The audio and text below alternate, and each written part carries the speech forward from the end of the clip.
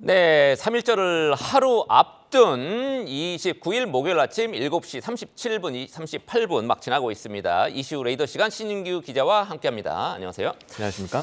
자, 일단 이복형 금감원장이 어제 저녁에 기자들과 만나서 중요한 발언을 우리 증시에 영향을 끼칠 만한 중요한 발언을 두 가지를 했다고 합니다. 그 이슈부터 먼저 정리를 한번 해보겠습니다. 네, 일단 이 단기적인 파급력 가져온 게 하나 있고요. 그리고 아마 장기적으로도 증시에 도움이 될 발언 두 가지가 있었습니다. 저희가 짚어온 발언 두 개가 있는데 하나는 이것부터 살펴보죠. 이복형 금감원장이 일정 기준을 미달한 기업들은 거래소에서 적극적으로 퇴출하도록 해야 한다. 이렇게 얘기를 퇴출을 하면서 언급했습니까? 예, 그렇습니다. 이거는 그동안의 시장에서 밸류 프로그램 약하다, 강제성 없다라고 했는데 강제성을 넣을 수 있다라는 얘기가 될 것이고요.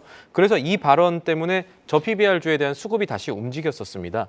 이 외국인들의 저PBR 대장주로 의식하는 현대차 그리고 금융주 가운데 이 증권가에서 저PBR 수혜주로 꼽는 기업들이 이제 하나금융지주거든요. 어제 이 발언 단기적인 발언은 이 오후에 있었는데 어제 차트 흐름이 발언 이후에 시간별로 일치하는 모습을 보였습니다. 오전까지는 하락했다가 금감원장 발언 이후에 반전한 흐름이었죠.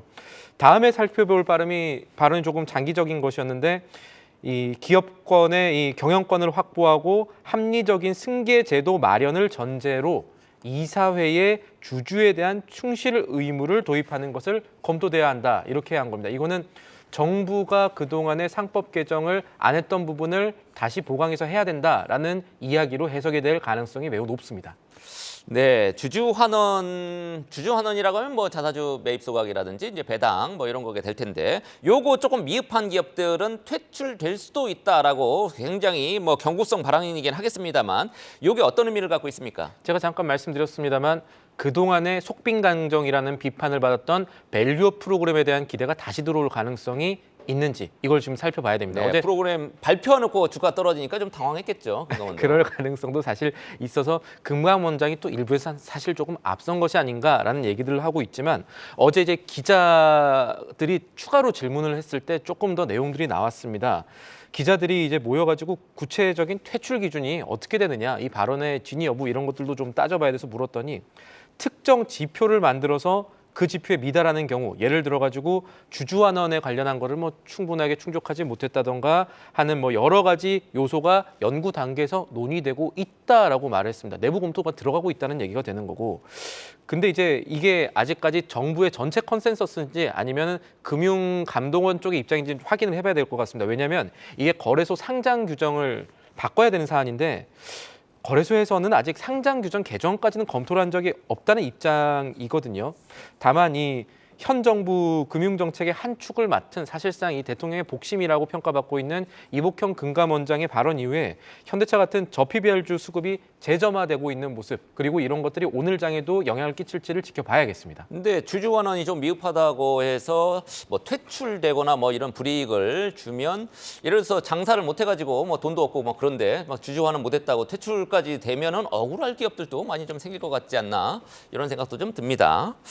어찌됐든 요거 별개로 상법상 이사의 충실 의무를 도입한다라는 발언, 뭐 이사에는 이제 사회이사가 포함되겠습니다만 요거에서는 어떤 점을 살펴봐야 될까요? 이게 원래 그 국회의원 상법 개정안 중에 있었습니다. 이사의 충실 의무를 반영한다. 주주에 대한 충실 의무를 반영한다는 거는 소액 주주들의 의견을 잘 반영해달라라는 것들을 법에 넣자라고 했다가 정부 입법에서 이게 한 번은 이 격추를 당한 것인데 이게 미국과 다르게 우리나라는 이사회 구조가 사실 조금 오너 중심의 의지가 강력하게 반영되는 구조거든요. 어제 주주행동 운동하시는 분들 만났는데 이렇게 평가를 또 하시더라고요.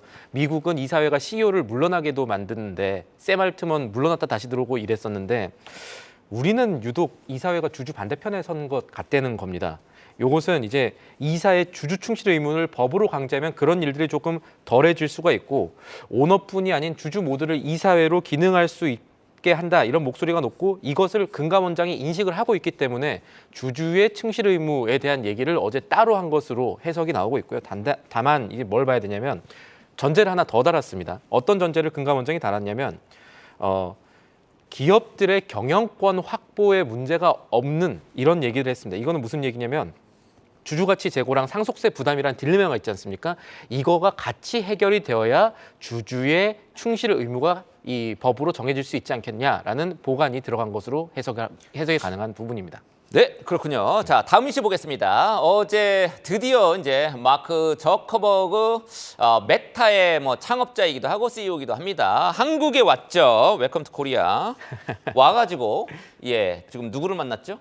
일단 지금 만난 것은 이 삼성과 LG전자의 각각 최고 경영진들 만났고요. 우리나라의 그 AI 스타트업 분들도 조금 만났습니다. 오늘도 사실 중요한 부분이 있는데 행보 간단하게 정리하면은 오차는 어제 LG전자 경영진이랑 했고 만차는 삼성전자 이재용 회장이랑 했죠. 누구랑 밥 먹었는지가 굉장히 중요한데 LG와 사실은, 삼성 역시 그렇게 큰 했습니다. 경영에선 중요합니다. LG전자에서는 내용들이 조금 많이 공개가 돼서 이 부분 간단하게 소개드리면 양사의 이 차세대 XR 혼합 현실이라고 하죠. 메타도 그렇고 이 LG전자도 그렇고 써가지고 하는 것들 개발을 하고 있습니다. 이 조주환 LG전자 CEO가 메타 퀘스트나 이 스마트 글라스인 레이반 메타에 대해 상당히 관심을 보였다는 후문인데 LG전자 역시 지난해 말 조직 개편에서 HE 사업본부 산하에 XR 전담으로 개발하는 담당을 신설을 했습니다. 신설해서 AR, XR 제품 개발에 속도를 내고 있습니다. 그리고 AR 제품 개발 협업에 대한 논의도 있었다고 하고요.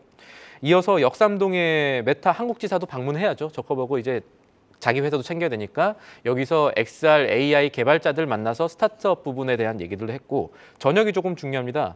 삼성전자의 영빈관격인 승지원을 찾아서 이 하버드대 동문이죠. 이재용 삼성전자 회장과 2시간 넘게 저녁 자리를 가졌습니다. 140분 정도 있었던 것으로 확인됐는데 여기서 어떤 얘기가 구체적으로 나왔는지 확인되지 않았습니다만 역시 AI와 XR 사업 협력 방안에 대한 이야기를 나눈 것으로 전해졌습니다. 네, LG하고는 이제 뭐 XR 헤드셋 이미 지금 메타가 판매를 하고 있습니다만 LG하고 뭐 또 이제 협력해 갖고 새로운 거를 내놓을 가능성 이렇게 있는데 XR 관련주들이 관심을 가질 가능성이 있겠네요. 그러면. 그렇습니다. 그리고 거기에 대해서는 오늘 상황을 조금 더 지켜봐야겠습니다. 왜냐하면은 오늘 대통령 접견이 있거든요. 저커버그 메타 대통령 CEO와. 만난다는 거죠. 예, 그렇습니다. 미국 증시의 이 시총 6위입니다. 메타가 이 대기업 메타가 어떤 식으로든 대통령 접견해서 국내 산업계 투자라든가 협력에 대한 발언을 이 자리에서 할지가 주목되고요. 그렇게 된다면 조금 더 흐름들이 갈 수가 있겠죠. 메타는 사실 애플이 자체 XR 기기인 비전 프로 발표한 이후에 가장 수혜주로 꼽히는 기업입니다.